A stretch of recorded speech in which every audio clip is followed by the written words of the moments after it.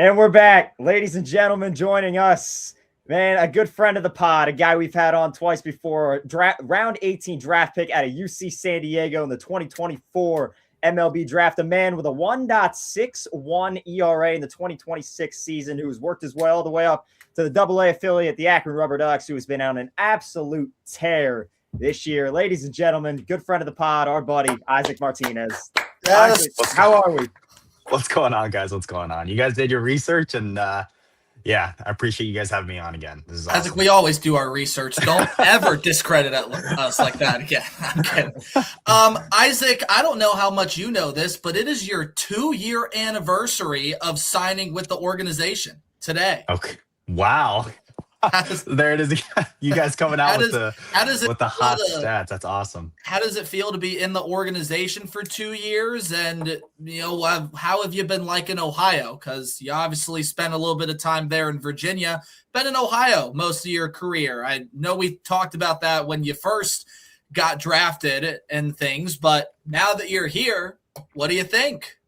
Yeah, I think the past 2 years have flown by pretty quickly. Definitely favor Ohio over Virginia just because I'm more, liking of city vibes. Virginia, when we were out there in Lynchburg, was a little different than what I was used to. But yeah, definitely like in Ohio. And yeah, I mean, these past years have flown by pretty quickly. So, I was surprised that it's been 2 years, but seeing all the new draftees putting pen to paper was pretty cool. Yeah. 100%. I mean, you saw the reaction from Ethan. Ethan's a Virginia guy, so I am Isaac. I have lived here now for 23 years, but I'm a native of Ohio. I grew up in Canton. I actually went to high school with Taven's dad. He and I graduated together. I go all the way back to 3rd grade with his dad. Wow. Elementary school. So I feel really old. I am the elder statesman of the show, but I live in the Richmond area. And I actually, this season, as I joined the podcast with these fellas, went out to see a Hill City Howlers game and talked to Tyler Howard and Bodendorf.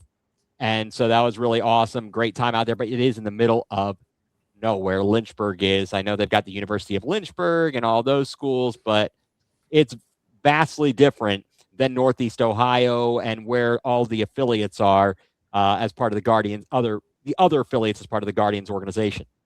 Yeah, for sure. And Bodie and Howie are two good guys to talk to. They're two of my good friends, and haven't been able to play with Bodendorf, but we played against each other when he was out in Hawaii. So we got familiar pretty quickly, and he's a great guy to talk to. So, but yeah, I mean, Lynchburg was great, and when you're with a good group of guys, it kind of masks the small town vibe if coming from a big city. But everybody was super welcoming, and the city was great. So nothing but good things for Lynchburg. But yeah, definitely excited to be back into a bigger city scene with Akron and Cleveland just this past year.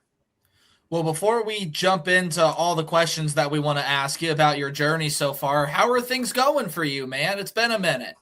Yeah, it has been a minute, but glad to be back here. Everything's been going really well. Taking it day by day, and just fortunate for good health and being around a good group of guys. And this past week been seeing a little bit more wins over here with the Ducks. So can't complain. Everything's going in the right direction. Well, you're going to have a real tough road trip here with Erie. The Seawolves look pretty good so far to kick things out here. Taven, why don't you kick them off with some questions? Yeah, first off, man, obviously, spent the entirety of last year with Lake County, and then this year,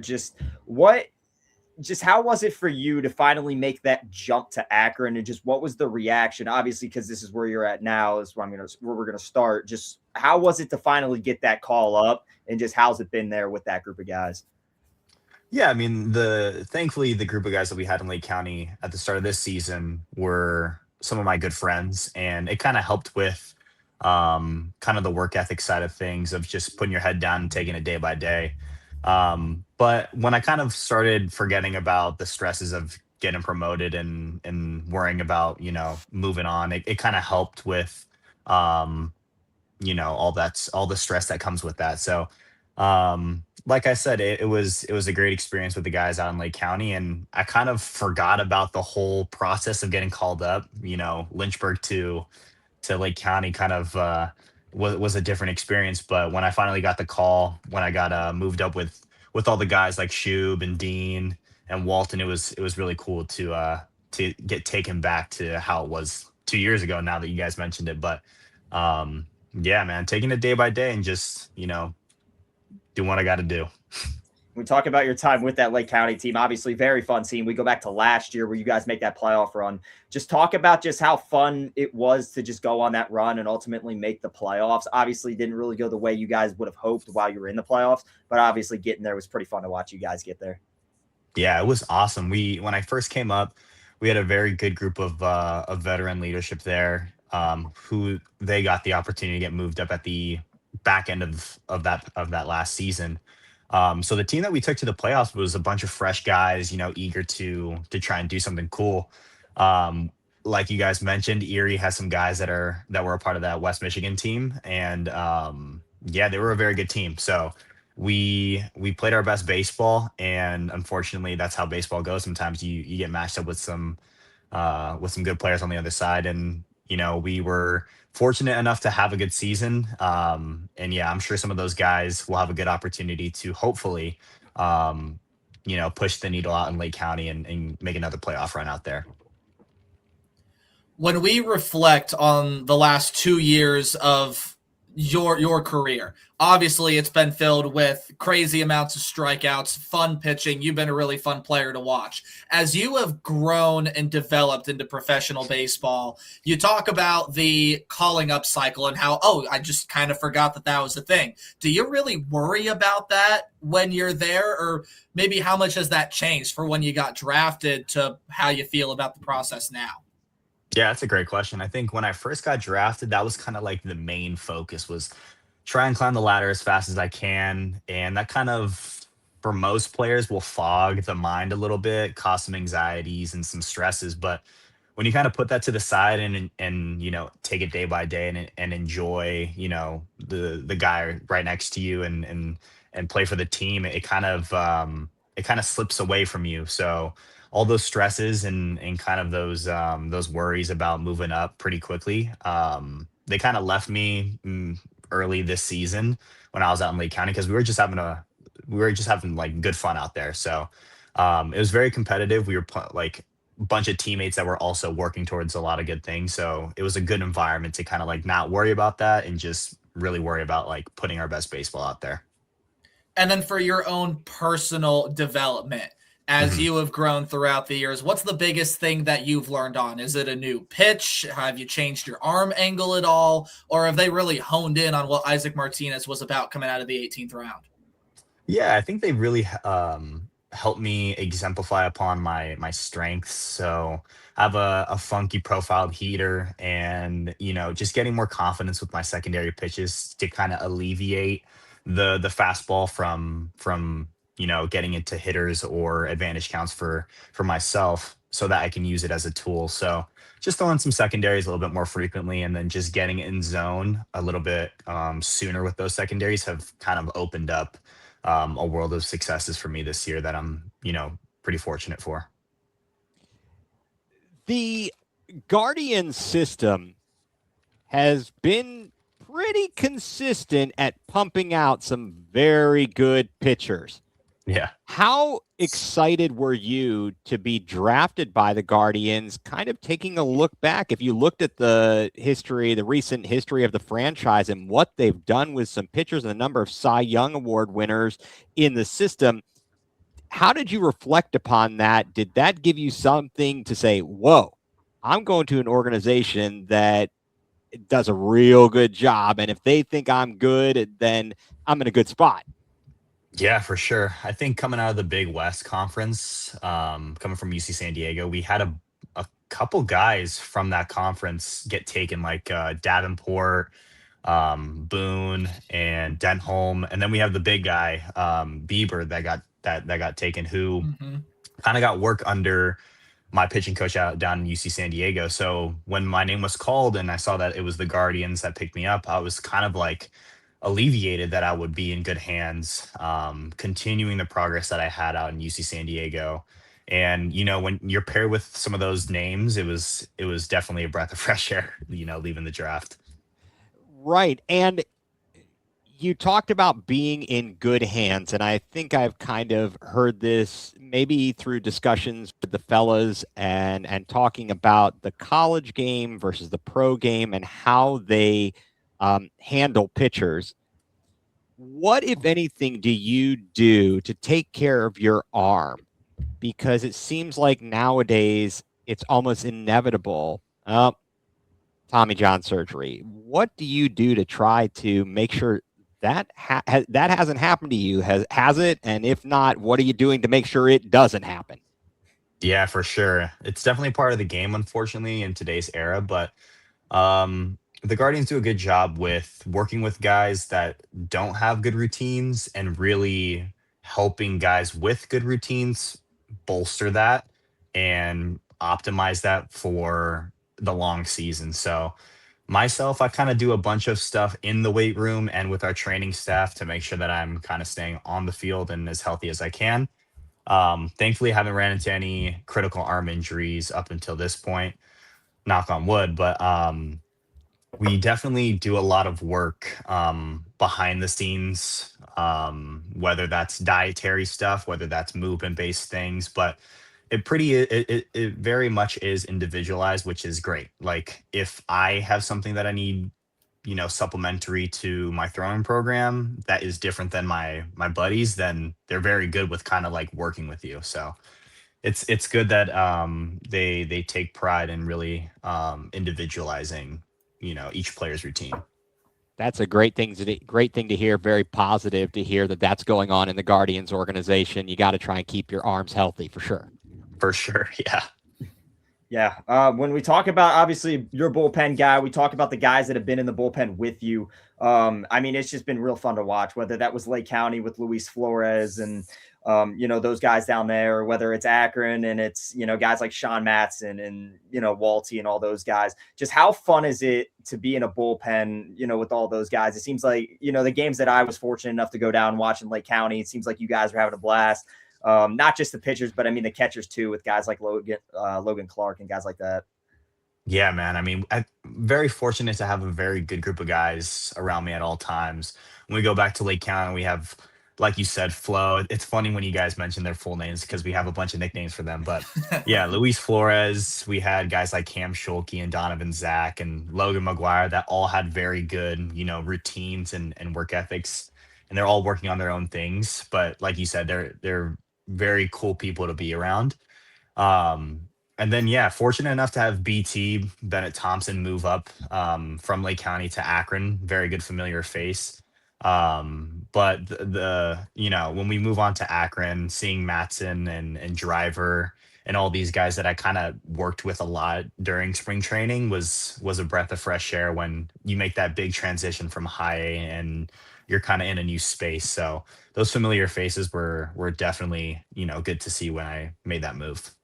Yeah. Want to go back into the bullpen real quick because the game that I was fortunate enough to see you pitch down in Lake County, I think it's very interesting the way that rotations work in the minor leagues because it's not, in the major leagues, it's more so let's get the best roster on paper every day. You guys is more so getting everybody some equal time for development. Could you kind of just walk us through just kind of the process in the minor leagues it is for, especially the bullpen, just kind of the rotation on the order of the work that you guys do get from a week-to-week basis?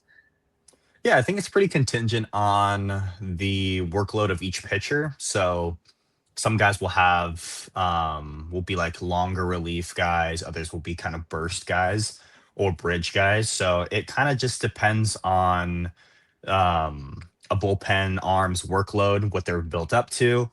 And I would say at the lower levels, it's pretty cyclical. So once one guy throws, they will kind of be reset at the back end of things. But as you progress, later in the year, it kind of fills out to be more resemblance of like a regular season where you might have guys that fit into certain roles, especially towards like the back end of games. So in terms of like the development aspect of things, they're really going to make sure every guy gets their innings, whether they're like a long relief or short relief guy. And then when, you get down to the wire, playoff baseball, there might be some guys that have more experience that will just kind of get slotted in there more frequently than others.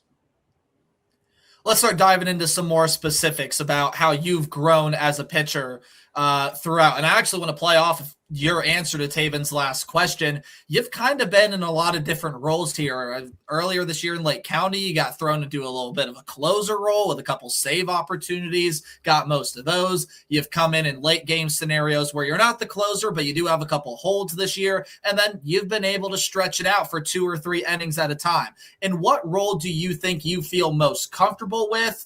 And in what role do you feel like you've grown the most? Yeah, that's a good question. I think, being a fifth year college guy, I kind of filled into a hybrid role there where I was kind of like seventh, eighth, ninth inning on. I'd kind of be, entrusted with those innings. So those are kind of the innings that I'm a little bit more familiar with. Kind of a bridge guy to a closer, a little bit more comfortability there. But in terms of most growth, I think I've grown, a little bit more in giving, the team a little bit more length when needed, if needed. But thankfully, we have a group of guys at every level that are more tasked with long relief. But whenever called upon, I'm ready, and that's kind of like something that I hold, high in high regard for myself. What do you feel like has been the biggest factor for you as you trend your way through? Or I guess let me rephrase my question. What is the biggest trend that you see out of guys that continue to shoot their way up the organization like you have over the past few years? Yeah, for sure. I think the big thing for me is, ridding the stresses and anxieties of let's rush through climbing this ladder, and it's kind of like a rat race type of vibe. So for me, when I kind of enjoyed the day-to-day process of like, this is baseball, this is a game, let me have fun again, that kind of like eased everything up and allowed me to play stress free and not worry about like my numbers and my stats. And I'm sure if you have the conversation with a number of guys, that's kind of an answer that will come up pretty frequently, is once you get rid of those stresses and anxieties that are unnecessary, you'll kind of play more easily. So for me, that was like my biggest, revelation, is let's play more loose and enjoy baseball for what it is, a game. So, talking about just the general direction of the game, and I know, and if I've got this correct, make sure you, if I don't have this correct, please let me know. But as far as I know, they're not using the ABS in Double A, and they implemented it. They did a fully automated ABS. They tried that out in AAA and so on and so forth. But just in general, as a pitcher, what's your take on the automated ball and strike system? How do you view that as a whether it be as the baseball player today or maybe the baseball purist? What are your thoughts on it? Yeah, I kind of like to see progression in all spaces, whether that's in baseball or, day-to-day stuff. So seeing an adaptation like this ABS is cool in practice. Now, it kind of becomes a problem when umpires maybe overcorrect in anticipation that the zone may be smaller than what it really is. So we may experience, the zone shrinking when in reality it's maybe the standards of umpires are overcompensating for the ABS system just so that there's going to be less challenges. That's my only gripe in terms of the ABS system. I think it's cool. As someone that kind of, thrives off of like deception and unfamiliarity, I think it's great because it forces the hand of both the umpire and the hitter to maybe make an uncomfortable decision, to either call a strike or swing. So any opportunity that I get to kind of, toy and fiddle with the hitter and the eyes of the umpire and the hitter, I'm going to take advantage of that just so that I can, you know, have more successes on the field. That's fair enough. And these guys may have asked you this question before, but I apologize for any duplication of their past efforts. In your role as a pitcher, or just in general in your baseball career, who did you look up to from a pitching perspective or otherwise? Be curious about that. Yeah, so that's a great question because I didn't start, fully pitching till I got into college. I was an outfielder and first baseman, oddly enough, in high school. So I never really had a specific guy that I watched. There was, I like to tell people that I'm more of a baseball fan than a baseball player just because I watched so much baseball growing up, and I rather watch a baseball game as a fan than a player. So growing up, there was a plethora of players: Miguel Cabrera, Matt Kemp, like players that I appreciated watching on the field. As I started pitching, I kind of, translated a little bit more towards watching guys like Kershaw, Zach Wheeler, Jacob DeGrom, just kind of guys that stood out in their own way.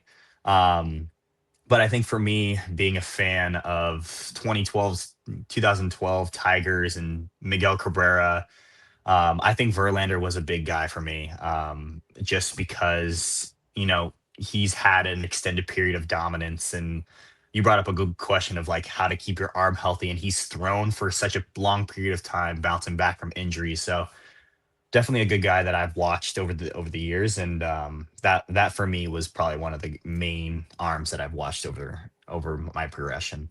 Oh, excellent. Appreciate that prompt and or that thorough response. Yeah. We touched on your past as an outfielder, and I think it's a nice segue to the next question I was going to ask. I take you back to that play on Saturday at Akron, right? Okay. I think it was a bunt laid down the first baseline, and you make a crazy diving effort, shovel pass. Just how fun is it for you to go out there and not just showcase, your skills just on the mound, but being able to go out and make a play like that? Because that was one of the best plays I've seen all year by any pitcher at any level. Yeah, I mean, it was awesome because I joke around and say like the teams don't do enough research on who to bunt against because there's obvious arms that you see on the mound. You're like, yeah, that guy we could bunt against. But yeah, whenever I get the opportunity to make a PFP, bounce off the mound and make a cool play, I'm gonna try and do that to the best of my ability. But yeah, super bang bang play, and it was at a point in the game where I needed to make a good play, and thankfully we got the out and got out the inning.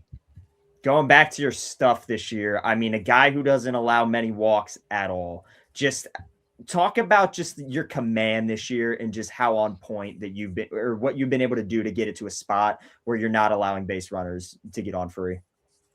Yeah, I think allowing my secondaries to be in zone and building some confidence there has kind of opened up a bunch of doors. Before I might find myself getting into 3-2 counts, 2-2 counts, and having to rely on my fastball a little too much in years past. But now allowing my secondaries to kind of do a little bit more of the heavy lifting has opened up, you know, a lot of opportunities for me to put hitters away earlier. This is not going to be a fun question, so I apologize. But when you talk about the direction of the game, I think it's no secret in any baseball player's mind, no matter what level you are, that the CBA is coming to an end and we got to get something on point. How often does that come up into the clubhouse? And even personally, are you really worried about it? I'm personally not too worried about it because at the end of the day, a decision will be made from both parties. I think the game of baseball is too loved based on the fan side and the ownership side. I think you can't really go too long without the game. So I don't really worry about it too much, but knowing that there will be a tough decision, I'm curious to see what big moves are either, given up or there, a decision is made between the two parties. So curious to see how that goes. And as you continue your progression upward, again, continuing my theme here of talking about the future, you still got a couple spots left, right? You just reached Akron. Let's see you ball out there. You got Columbus. You have Cleveland, still obviously on your radar. Is there anything that you have been told from training staff and coaching staff, or anything you feel personally like, hey, I want to get this in touch a little bit more? And I know you're not worried about climbing the ladder, but that can help you get there. Yeah, for sure. I think the elephant in the room is my velocity. I think every team on, draft dates told me that if I were to make an X jump in velocity, I'd see myself as a big leaguer. And that's a frequent conversation that we have here with our staff. And it's good to be vulnerable. It's good to understand where you need to work on. And that's definitely a glaring thing for me. But like I said in the past, it's very very procedural with me. I'm going to trust my process and really not rush it. I'm not trying to jeopardize, like you said, the remainder of my career just for a quick jump. So just taking it slow and working towards that velocity goal is definitely at the forefront of things. You mentioned fielding your position. How much do you, I just thought of somebody when you started talking about, Taven started mentioning the play you made off the mound, and it came to me, Greg Maddux, just an amazing fielder. How much do you watch the history of the game, look to guys of the past and just say, wow, and really admire that to respect where the game has come from and where it's going? Yeah, for sure. It's definitely a lost art as the cycle of baseball becomes more boom or bust, but it's cool watching and going back. A big guy for me that I like talking baseball with is Bennett Thompson. A lot of baseball knowledge with him, but yeah, Greg Maddux, most Gold Gloves as a pitcher, is watching kind of those clips back and seeing how the game has changed is definitely very, very interesting to see, because you yearn for aspects of baseball from 30 years ago, but it's definitely different and moving in an interesting direction in today's era for hitting specifically. You mentioned hitting. When you're going through college baseball, you hear the ping of the bat, and then you get to the major league system, the minor leagues, and you're playing with wood bats. Why do you think, or where do you come out on that as a pitcher in terms of at the collegiate and high school levels with using aluminum bats versus using wood? I understand there's potentially a cost issue because broken bats and so on and so forth, but just wondering where you come out on that as a pitcher and as a player. Yeah, I think I played with a guy named Riku Nishida when I was in college during the summer, and he used a wooden bat when he was at the University of Oregon. And I always thought that was cool because it gave him kind of like an easier segue into pro ball. I know metal bats are a little bit more forgiving, and hitters would admit that. So when you move on to wood bat, it kind of will expose a hitter for whether or not they are relying on the metal bat versus their pure ability. So yeah, I mean, it's definitely an interesting space to be in, but I'm all for the wooden bat experience because it's a little bit safer for pitchers as well. But yeah, that's kind of where I'm at. Nailed it. When we talk about your progression, one last thing for me on this is you make the jump from obviously Lynchburg to Lake County, spend a lot of time with Lake County. Now you're with Akron. What's the biggest difference in your opinion going up against hitters from single A? And obviously you haven't been in Akron for too long, but what's the biggest difference that you've seen in the hitters from high A or low A, high A, and double A? Yeah, that's a good question. I think the approach just gets a little bit more specific. Hitters, as they will move up each level, I think get more hands on them and, do a little bit better job with understanding opposing pitchers and tendencies. So I think the approach gets a little bit more refined. Hitters will go up to the plate, with 3 options that they're going to go with, as opposed to a pool of options and really guessing. But as I, continue up. And even with my short time in Columbus at the start of this year, I think the biggest thing for me is just the selectivity of hitters. They're going to be a little bit more particular with what pitches they swing at, and when they do swing at them, they're going to get like their A swing off a little bit more frequently than the levels below. But that's kind of the biggest takeaway that I've seen. We always talk about, the difference in going up and, guys moving all around for the player. But for the team, it's a big difference too. Just what have you noticed from your time there? Just the difference on when guys move, just kind of like the state of the team. Does it take a while for the team to find its footing again? Just, kind of how's that whole sort of thing work? Yeah, for sure. I think with this recent call up that I was a part of, 6 guys getting moved up to Akron is a pretty large amount. And I know that the guys here in Akron that were here prior, they would be they would be the first ones to say that maybe a refresh was needed. They were coming off a slow start at the beginning of the second half, and kind of like all these new faces supercharging the team, I think has been very good. We've experienced definitely more wins in the win column as of lately, and being back with some of the guys that I worked with in spring training has been great. So it's kind of a good refresh, and hopefully we finish the second half strong and make a good playoff push. All right, let's get a little fun here, shall we? You've been in Ohio for quite some time now. You've hung around the Cleveland, Akron area. What's the best thing you've done outside of baseball? Have you done the Rock and Roll Hall of Fame? Have you gone to a Browns game yet? Like, we got to know. What's the best thing to do in Cleveland through the eyes of Izaak Martinez? Okay, so this is probably where I'll be a little bit, contrary to the regular guy on the team. I'm not a big football guy, so I haven't been to a Browns game. And the Rock and Roll Hall of Fame has always been like not accessible whenever we were in Cleveland, whether it was like we're coming off a game, so it was late, or there's like weird construction going on our off day. So I haven't been out there. For me, I kind of like just walking around the city when I was in Cleveland and, getting food, and then, whether that's hanging out with a guy like Jackson Humphreys and getting breakfast and just, having good conversations. But being out here in Akron, my day to day on an off day is pretty simple. I'll walk around Costco or Sam's Club and kind of just like, do some thinking and get my steps in, and then I'll get a good bite for lunch. And then later tonight, I'll put on some baseball, catch up on all the games of the past week, and then make a good meal to end my night. Talk to my girlfriend and family, and that's pretty much an off day for me. So nothing out of the ordinary. I haven't been able to. I know there's a theme park nearby that I've had a couple invites to. Haven't gone to any theme parks, but I did see the Odyssey recently, so I guess that's definitely different in terms of like what I typically do on an off day. Hey, you got to have your things. I'll let Ethan ask you about food there later because his eyes perked up. So I'll save that question for him. But you mentioned your family and, of course, your lovely girlfriend that's over there.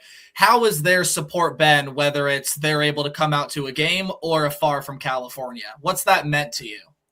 Yeah, it's everything. I think they as a whole, I'd probably talk to them a little bit more than any of the guys here on a day-to-day basis, just because they ask a bunch of questions. They care about the day-to-day stuff, and yeah, their support means everything to me. So whenever they can, they'll try and come out to Cleveland or Akron to catch a game. They were able to make it to the season opener for Lake County this year.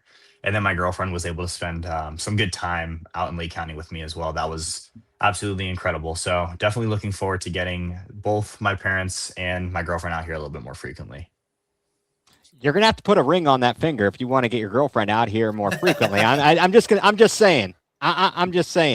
Have you been to the Mexican restaurant at the corner there, right behind Lake County Captain Stadium? Is that I don't know what it's called. I went there last year. I was up there for the charity softball game, the Darius Garland charity softball game. Yeah. Pretty tasty. Yeah, place there. Yeah, I mean, it's because it's so close and we get food catered, it's kind of like a conflict there. But yeah, we would always see it like driving off the field, like driving away from the field, and it's well, I'll let you know. It is pretty tasty. Okay, so Nate said, I like to ask these fun food questions here. Okay. All right. So now you've been in Akron, and Mhm. I'm pretty sure you might be pretty well versed in a place called Swenson's. Are you well? Yes, I am versed in sweats. All Yes. right. So you got Swenson's, and Mhm. that's an Akron place. Okay. Out in California, you've got In-N-Out. You've got, what do they also have Fat Burger out there? There's a bunch of stuff in Okay. California, but I think the exclusive thing for that West Coast is In-N-Out. Okay. So how does the Swenson's compare to In-N-Out? So I would say for me, just due to nostalgia, I would have to lean more towards In-N-Out. However, In-N-Out is only burgers. And when I would go to Swenson's, I would get, I think it's called the Galley Boy or something like that, Oh, where it's Uh-huh. I get either one or two of those and then like their chicken tenders. And as someone who appreciates a well-rounded meal where I can kind of just not get one entree, I like Swenson's in that aspect. So plus the drive-in situation is pretty cool. Like they're always sprinting around, and I didn't know that it was only a an Ohio Akron thing. So that was cool. That's cool to know. Yeah, you join pretty good company and loving the Swensons. We aren't going to talk about the other guy who loves Swensons, who comes to town and then turns his back on Cleveland and goes to Philadelphia. Have you had an opportunity? And if not, I highly suggest it. Since you are in Akron, have you made it to Luigi's? I have not, but oddly enough, when I was flying back in from All-Star break, I sat next to a lady that is out of, I think, Cuyahoga Falls, and Cuyahoga she Falls, was yeah, Cuyahoga Cuyahoga Falls. Falls, and she was ranting and raving about Luigi's and different Italian restaurants out here. So I have yet to try it, but it is at the top of my list. You gotta get just their You'd never believe it. A regular salad has never tasted so good. Probably Okay. because it's piled high with a mountain of cheese, and their Italian dressing is delicious. But Luigi's has been there forever, and just recently they finally started accepting credit and debit cards, whereas before it used to be cash, check, or you could go to an ATM and pay a fee to get money out. That's how old it That's is. crazy. Isn't Only it? cash? It was cash Oh and my- check up until like a few months ago, but that's how long it's been around, and it's an Akron establishment. And So you'll my get goodness. used to the Luigi's foul ball jingle too. So Yes. Yeah, for sure. when we talk about obviously the other big things going for you in your personal life, obviously it's now Cleveland first, but we can't forget big Dodgers guy, right? We go Mhm. back to the World Series last year. Just walk me through just what you were thinking throughout the entirety of the Game 7, and then the posterized catch. It's been talked about since the game ended. Just what were you feeling just watching that game? Yeah, definitely intense because I was fortunate enough to get sent out to Arizona for a camp to get a little bit more assessments after this past year. So I was with a big group of guys that we were watching it out of the complex in Arizona, and it was very rowdy. And as someone who was probably the only Dodger fan amongst a bunch of, you know, I guess Blue Jays fans because they didn't like the Dodgers. I was probably the only one celebrating some of the crazy plays that were going on, but it was, I think, a top World Series of all time, based solely on both sides and the lineups that they put forth, and then the arms that went, and then kind of the what Yamamoto does on the mound, and that's that whole story that was built up. So yeah, overall that the playoff run that they made was very impressive. And even though I'm a Dodgers fan, I like to say that the Blue Jays lost the World Series. I don't like saying that the Dodgers won the World Series because I was fully convinced that the Blue Jays were supposed to take that series. And I tell everybody baseball's baseball, and that's going to happen sometimes. With your time being in not just, Lynchburg, Lake County, and now Akron, what's been your favorite promotion/theme night that you've gotten a chance to be a part of at a ballpark? Ooh, that's a very good question. I think the most recent cream stick, donut promotion was pretty absurd. I've never thought that I'd wear a jersey like that and really play for that. But I will say the Oat Milkers promotion that they did for every team was also pretty interesting. I thought that was also weird to integrate with baseball, but whenever you put on a jersey that is pretty outlandish like that, it's pretty fun.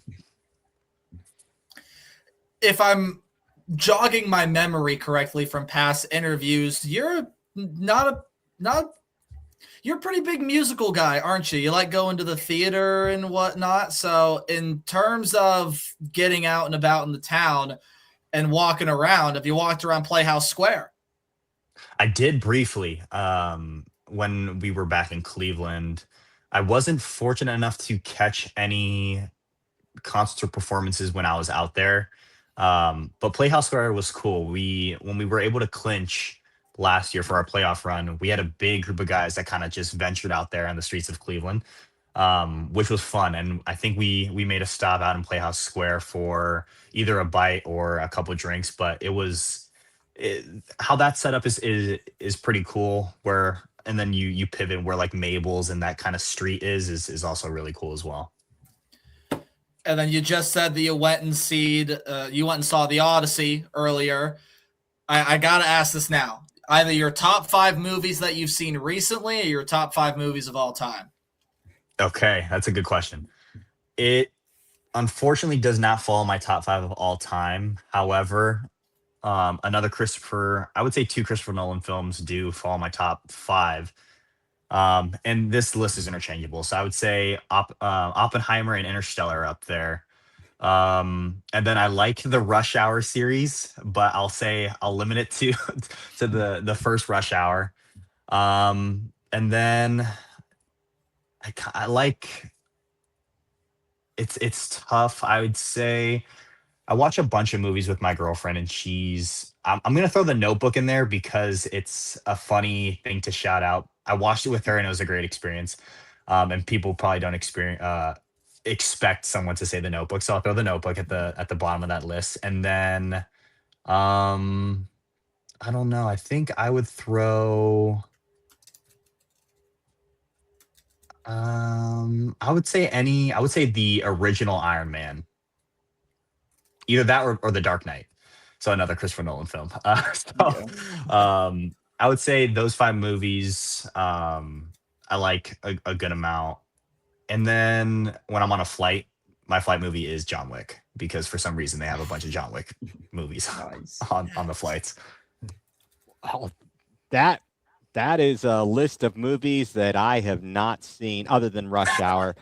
But when you got picked by Cleveland, did you make sure that as a requirement of being part of the Cleveland baseball organization that you in fact did watch Major League in its entirety and you know all of the classic lines from "Hey, let me give you a call back. I got a lady on the other line about a set of white walls." And I don't know, this guy's dead. Well, cross him off then. Are you a big fan of Major League?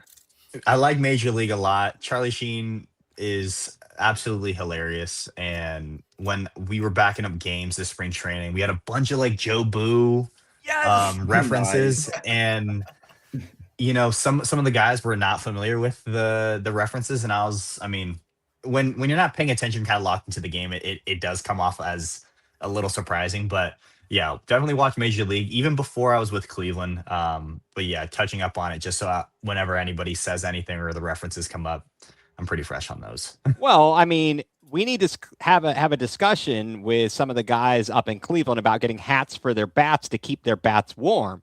And if Joe Boo doesn't help them, they're going to have to do that themselves. My bad movie references there, but yeah, that's good stuff. I'm glad that you're well versed in that. It's very important. Couple of quick ones I got for you. Best road stadium you've played at? Best road stadium, Dayton. The crowd was Dayton or West Michigan. Both crowds were awesome. There it is. Best teammate with the best walk-up song that you've played with? Teammate with the best walk-up song? Yep. I would say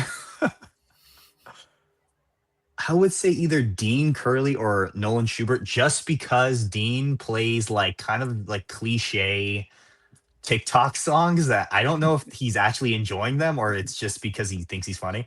And then Schubert because he has a Black Eyed Peas song that is way better in another part of the song, but he plays like the beginning part for some reason. So those Yeah. two guys are definitely are fun walk up songs to hear because it kind of throws you for a loop. I forget when we were out at Lake County, somebody had, I think it might have been Jeffrey Mercedes, some crazy one with the trumpets. That one was gold. I don't know if it Probably was Mercedes. It might have been Probably Mercedes. Either Mercedes or Kevin Rebus. And Both then guys good music taste. nice. And then funniest dude you guys have on the team in a clubhouse. Oh my gosh. I would say either Logan McGuire or Donovan Zach. Logan is a philosopher in his own sense. He can talk about a lot of things for a long time. And then Donovan is great if you have an experience that you think is, specific to yourself. He will come out with the most outlandish experience that he's ever had that you would never expect anybody to go through. But those two guys for sure are two of my, candidates for funniest guys, most funny guys. Nice. Izaak, what's your pitch song? My walk-up song is There Someone Else by The Weekend. Okay. If I told you right now that you had to change it, what are you changing it to? If I had to change it, it would be Are You Gonna Go My Way by Lenny Kravitz. Oh, excellent Yeah. choice. Okay. Now, what's the philosophy in picking out a pitch song or a walk-up song? Do you want something that's going to hype you up? Do you want something you're going to groove to? Do you want something that's going to calm you down? What is the Izaak Martinez pitch walk-up song philosophy? For me, it's something that can just take me out of baseball. So Lenny Kravitz was my walk-up song in college for a year or two. And then The Weeknd has always been my walk-up song ever since my senior year of college. So something that I can sing to and something that kind of averts me away from baseball. The song right now is a song that I listened to when it first came out that I had it was one of my favorite days, and then I was talking to my girlfriend and I showed her the song and she loved it as well. So it was an overall great experience that it brings me back to that. So that's kind of why I rock with it still. Okay. This is a big debate in Cleveland baseball fandom, and it has to do with condiments. Okay. Bertman's ballpark mustard, stadium mustard, yellow mustard, or no mustard at all? I love. Okay, what was the first one? I don't think I've tried that one. It's ballpark. Bertman's ballpark mustard. That's what they have currently at Progressive Field, and there used to be at the old Cleveland Municipal Stadium was stadium mustard. It's a brown type mustard. Okay, that will be at the bottom of my mustard tier list. I love mustard, but I think I just go with the traditional. The French's yellow mustard. Yeah, hey, yeah. I got no problem with that. What are your other condiments on the dog? Are you just mustard, or do you like onions, relish? Where do we go with that? Yeah, so I'm a hot dog aficionado. I would say I kind of go. Well, because you got to have like Dodger dogs, right? Yes, exactly. So I'll go a strip of ketchup on the inner part of the bun, just for the tomato essence situation. And then I'll go a good amount of mustard on the top, kind of like a couple strings up and down. And then I'll top it off with a little bit of relish. Something that I kind of started getting into the past year or two, just for a little bit more sweetness. But that's kind of what I go for. Well, I got to interrupt. Let's boil this down right to the dog, because you clearly got this thing down to a science. Best hot dog brand. Best hot dog brand. I think this one's interesting because there's a brand called Amy Lou, which is a healthier chicken frank. If I'm going for everyday frank, I'll go that way. But I think an Angus, any brand that has an Angus beef frank is good. I'm not a fan of the chicken pork situation that kind of goes on, but when you get a quality beef frank, it doesn't really matter the brand. You got to go Hebrew National. No ifs, ands, or buts. Okay. I'm just saying. And if you're ever at Progressive Field, not during the Sabbath, so not on a Friday night or a Saturday, there's a place, I think it's by Mendel's. It's behind, I think, near home plate. They have a really good dog they put pastrami on it, and it's pretty top notch there. It's not your run of the mill Sugardale dollar dog there or anything of that nature.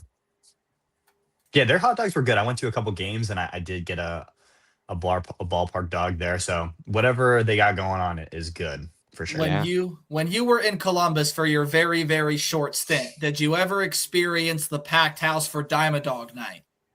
I did not, because we were away at Chicago. So I was not able to experience that, but when I am up there, I will definitely be a problem if I'm not pitching, because I'll definitely take advantage of that promotion. Did you get Chicago deep dish when you were in Chicago? I didn't have a car, so it was kind of like we were kind of just bogged down at the hotel. That was kind of not accessible, really, aside from the field. So wasn't able to do anything like that. You'll have time. You'll have plenty of time. Taven? That's all I got. I got one more fun one for Izaak. Video, you might have seen it on the Lake County Captains. This guy gave the best reaction to the question of how wide is home plate. Izaak, do you remember the answer, the correct answer to this question? Okay. So I said what, 26 and a half or 27 and a half or something? 26 and a half was his guess. Oh my goodness.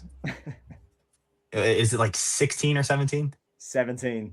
17. Yeah. I mean, everyone made fun of me for that, and I'm fine with it, but my head was in a different direction. I like to tell people, but yeah, just an awful reaction to that question for sure. But I did get the height of the mound correct. I did know that it was 10 inches for some reason.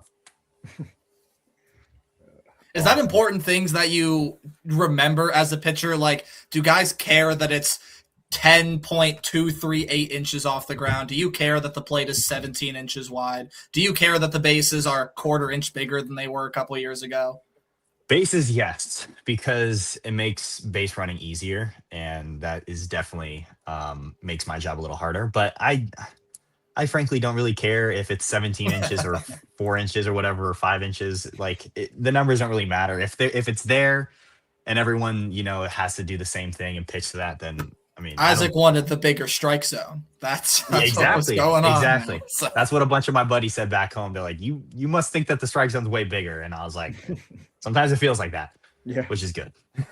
Well, one, you got to keep up all the good work, and you got to continue up the chain here and keep making your mark on Cleveland baseball, the Cleveland baseball organization through the farm system. And hopefully we'll see you up at the big league club at some point. Keep doing all of that. No rooster fighting is allowed.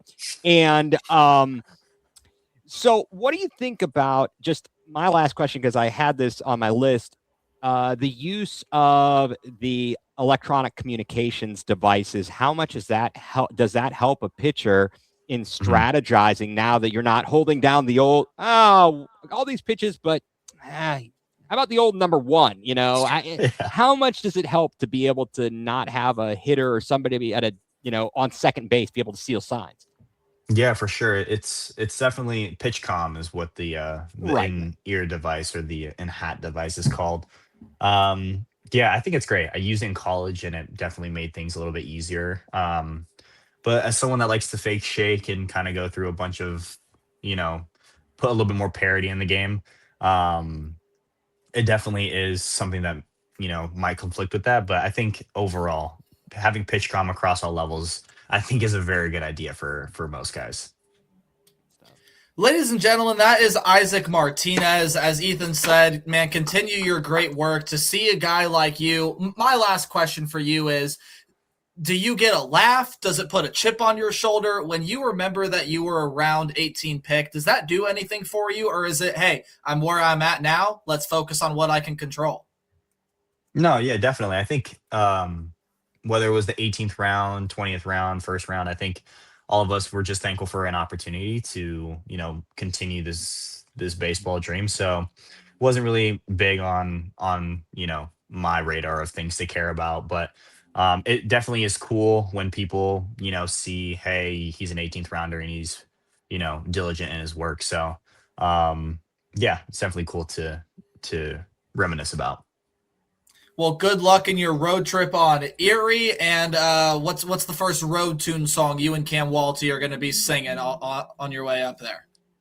I would say I'd entrust him with Ox, but I mean, we pretty much listen to the same thing. So it'll probably be some either hip hop or some rap to kind of get the drive going. And then it'll probably gradually transition to some EDM or dance just to get things flowing.